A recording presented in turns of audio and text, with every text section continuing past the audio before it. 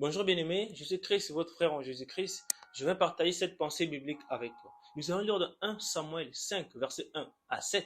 Il est écrit, les Philistins prirent l'arche de Dieu et ils la transportèrent d'Ebenezer à Asdod. Après s'être emparés de l'arche de Dieu, les Philistins la firent entrer dans la maison de Dagon et la placèrent à côté de Dagon, leur Dieu. Le lendemain, les Asdodiens, qui s'étaient levés de bon matin, trouvèrent Dagon étendu la face contre terre devant l'arche de l'Éternel. Alléluia. Ils prirent Dagon et le remirent à sa place, parce que c'était une statuette. Le lendemain encore, s'étant levés de bon matin, ils trouvèrent Dagon étendu la face contre terre une seconde fois devant l'arche de l'Éternel. La tête de Dagon et ses deux mains étaient abattues sur le seuil et il ne lui restait que le tronc. C'est pourquoi jusqu'à ce jour, les prêtres de Dagon et tous ceux qui entrent dans la maison de Dagon à Asdod ne marchent point sur le seuil.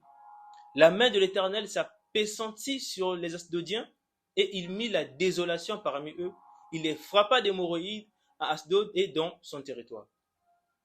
Voyant qu'il en était ainsi, les gens d'Asdod dirent, l'arche du Dieu d'Israël ne restera pas chez nous, car il appesantit sa main sur nous et sur Dagon, notre Dieu. J'aimerais dire à quelqu'un de ne pas être comme les Asdodiens.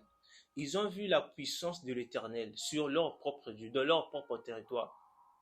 Mais ils préfèrent chasser le vrai Dieu pour rester avec une statue.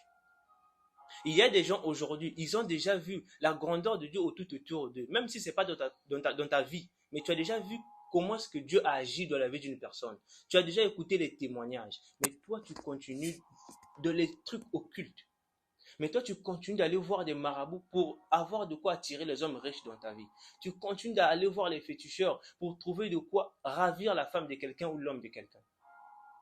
Tu continues à aller chercher des canaris, tu mets dans ta maison, soi-disant la protection. Bien aimé, et si ton enfant te casse ça, jusqu'à ce que tu vas commander l'autre en Afrique et arriver chez toi en Europe, qui va te protéger durant cette période de temps?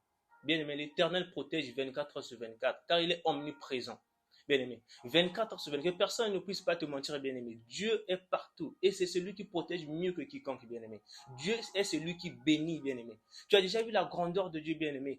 Viens entre ses mains, bien aimé, tu seras protégé et béni. Arrête d'aller chez les féticheurs, arrête d'aller chez les marabouts, bien aimé. Tu t'embrouilles, tu perds ton temps pour rien, bien aimé. Le diable ne te donne que ce que tu as déjà. Réveille-toi, bien aimé. La Bible dit que votre adversaire, le diable, il rôde tout autour de vous comme un lion rugissant, cherchant qui il va dévorer. Bien aimé, le diable ne va dévorer que celui qui est endormi, celui qui est aveuglé.